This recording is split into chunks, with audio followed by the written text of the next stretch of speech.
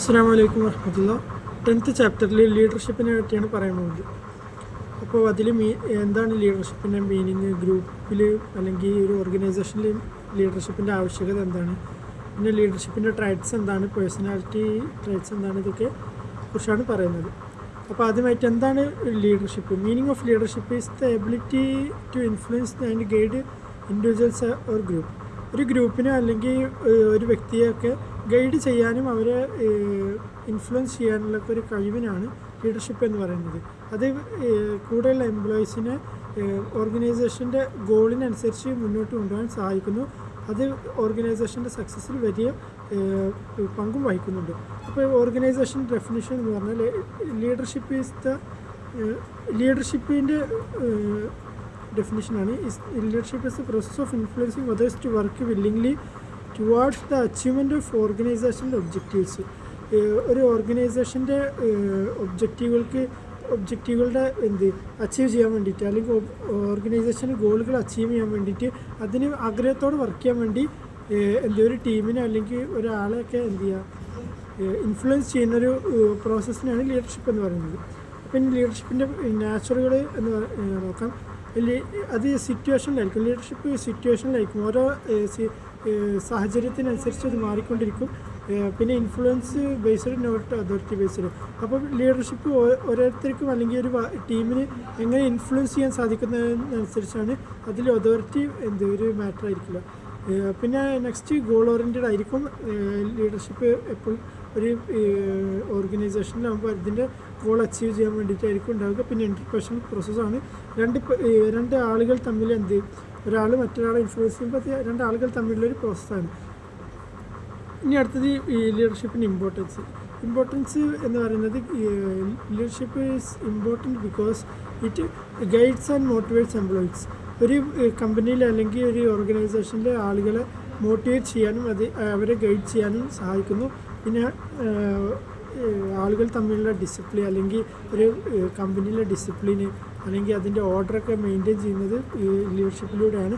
പിന്നെ ഒരു നല്ല ടീമിനെ ബിൽഡ് ചെയ്യാനും അവർക്കിടയിൽ നല്ലൊരു ബന്ധം സ്ഥാപിക്കാനും സഹായിക്കുന്നു. പിന്നെ കമ്മ്യൂണിക്കേഷൻ സൗകര്യപ്പെടുത്തി കൊടുക്കുന്നു. പിന്നെ ഓർഗനൈസേഷണൽ ഒബ്ജക്റ്റീവുകൾ അച്ചീവ് ചെയ്യാൻ സഹായിക്കുന്നു.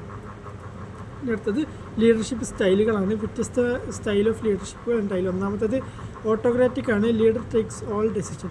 എല്ലാ തീരുമാനങ്ങളും ലീഡറാണ് എടുക്കുക. അത് കൺട്രോളും അതോറിറ്റിയൊക്കെ ഉള്ള ഉറപ്പിച്ചിട്ടുള്ളൊരു സംഗതിയാണ്. ഇതിപ്പോൾ മിലിറ്ററി ടൈപ്പൊക്കെ ആണ്. പിന്നെ അടുത്ത് ഡെമോക്രാറ്റിക് ലീഡർഷിപ്പാണ്. എന്ന് പറഞ്ഞിട്ടുണ്ടെങ്കിൽ പാർട്ടിസിപ്പേഷന് കൂടുതൽ എൻകറേജ് ചെയ്യുന്ന ഒരു തരത്തിലുള്ളതായിരിക്കും. ലീഡറിൻ്റെ ആയിരിക്കും അതിന് ഇനീഷ്യേറ്റീവ് എടുക്കുക. പിന്നെ കളക്റ്റീവായ തീരുമാനങ്ങളായിരിക്കും കൂടുതൽ അത്തരം ടീമിലുണ്ടാവുക. അത് ജോബ് സാറ്റിസ്ഫിക്കേഷനും പിന്നെ ടീം സ്പിരിറ്റിനൊക്കെ സഹായിക്കുന്നു. പിന്നെ ലൈസൻസ് ഫെയർ ലീഡർഷിപ്പാണ്. എന്ന് പറഞ്ഞിട്ടുണ്ടെങ്കിൽ ലീഡർ കംപ്ലീറ്റ് ഫ്രീഡം തൻ്റെ എംപ്ലോയീസിന് കൊടുക്കുന്നു. പിന്നെ അവിടെ സൂപ്പർവിഷൻ അല്ലെങ്കിൽ എംപ്ലോയീസിനോട് കൽപ്പനകൾ ഇത്തരം കാര്യങ്ങളൊന്നും ഉണ്ടാവില്ല. അതൊക്കെ മിനിമലായിരിക്കും. കാരണം ഇത്തരം ഗ്രൂപ്പുകളിൽ നല്ല സ്കിൽഫുൾ ആയിട്ടുള്ള എംപ്ലോയീസ് ആയിരിക്കും ഉണ്ടാവുക. പിന്നെ നെക്സ്റ്റ് ട്രൈഡ് തിയറി ഓഫ് ലീഡർഷിപ്പാണ്. ഈ ലീഡർഷിപ്പിന് വേണ്ട കുറച്ച് ട്രൈറ്റ്സുകളുണ്ട്. അതൊക്കെ ജനിക്കുമ്പോൾ തന്നെ ഉണ്ടാവണമെന്നാണ് പറയപ്പെടുന്നത്. അപ്പോൾ അതിൽ പ്രധാനമായിട്ടും ഒന്നാമത് ഇൻ്റലിജൻസ് ആണ്, ബുദ്ധിവൈഭവം.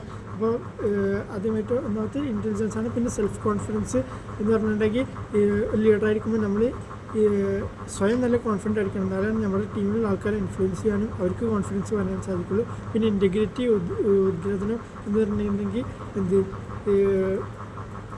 ഒരു സുതാര്യമായ കൈകാര്യം ചെയ്യാൻ പറ്റുന്നൊരു രീതി. പിന്നെ ഇനീഷ്യേറ്റീവാണ്. എന്ത് കാര്യത്തിനും ഒരു സ്വന്തം തയ്യാറെടുപ്പ് അല്ലെങ്കിൽ സ്വന്തമായിട്ട് ഇറങ്ങിത്തിരിക്കാനുള്ളൊരു മെൻറ്റാലിറ്റി.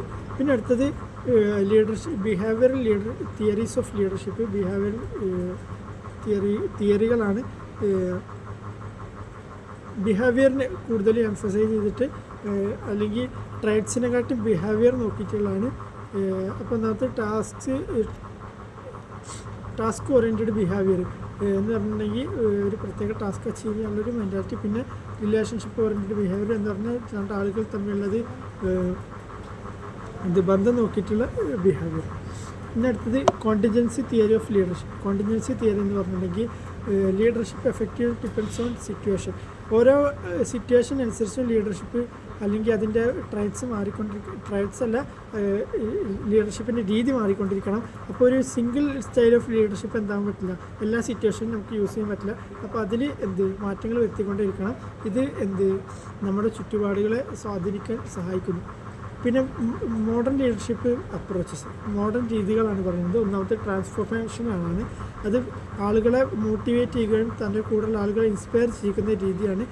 വിഷനും അല്ലെങ്കിൽ ഒരു പുതിയ മാറ്റങ്ങളൊക്കെ ലക്ഷ്യീകരിച്ചിട്ടുള്ളൊരു തരം ലീഡർഷിപ്പ് രീതിയാണിത്.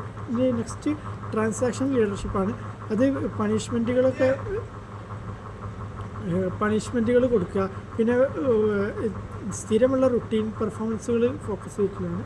പിന്നെ അടുത്ത നെക്സ്റ്റ് ലീഡർഷിപ്പ് ആൻഡ് മോട്ടിവേഷൻ. ലീഡർഷിപ്പും മോട്ടിവേഷനും തമ്മിലുള്ള ബന്ധം എന്താണ്? അപ്പോൾ എഫക്റ്റീവ് ലീഡർഷിപ്പ് എന്ത് ചെയ്യാൻ പറ്റും? ലീഡർഷിപ്പിലൂടെ എഫക്റ്റീവ് ലീഡർഷിപ്പാണ് മോട്ടിവേഷനായി മാറുന്നത്. അപ്പോൾ അതിലൂടെ പെർഫോമൻസ്, ജോബ് സാറ്റിസ്ഫാക്ഷനും കമ്മിറ്റ്മെൻറ്റൊക്കെ കൂട്ടിയുറപ്പിക്കാൻ സാധിക്കും. അപ്പോൾ leadership is key element of organisation behaviour. OBയുടെ ഒരു കീ എലമെൻറ്റാണ് ലീഡർഷിപ്പ്.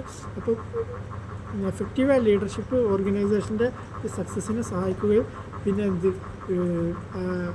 കൂടെയുള്ള ആളുകളുടെ പെർഫോമൻസിനെയൊക്കെ വർദ്ധിപ്പിക്കാനും അവരുടെ ജോബ് സാറ്റിസ്ഫാക്ഷനൊക്കെ കൂട്ടാനും സഹായിക്കും. ഇത്രയൊക്കെയാണ് ഈ ചാപ്റ്ററിൽ പറയുന്നത്. ശരിയാണ്.